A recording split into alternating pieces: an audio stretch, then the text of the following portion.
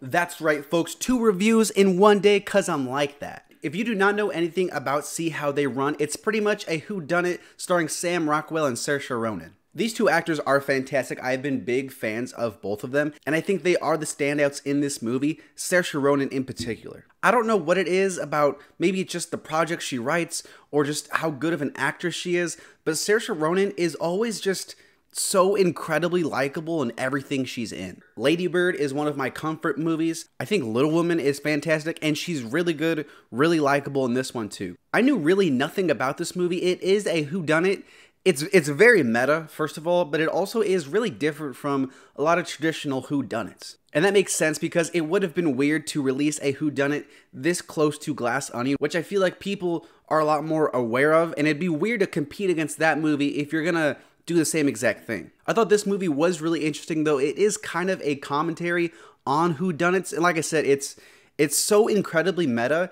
If you pay attention for the first like half an hour of this movie, you'll know exactly what happens for the rest of the film. Like literally there were times where I was like, I bet that that's gonna mean this is gonna happen later on in the movie, and that's exactly what happened. Some people might think that it's too much, but for me, I thought it was fine.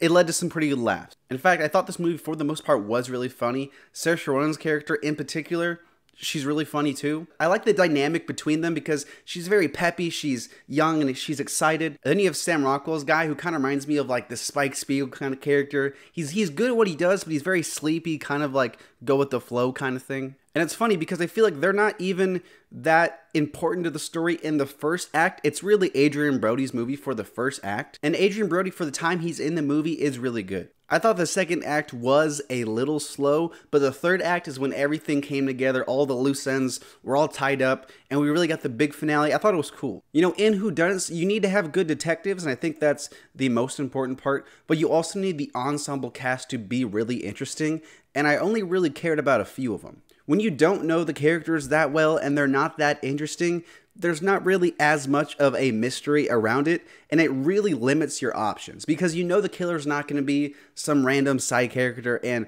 a lot of them feel like that. So it really only narrows the options down to like 3 people.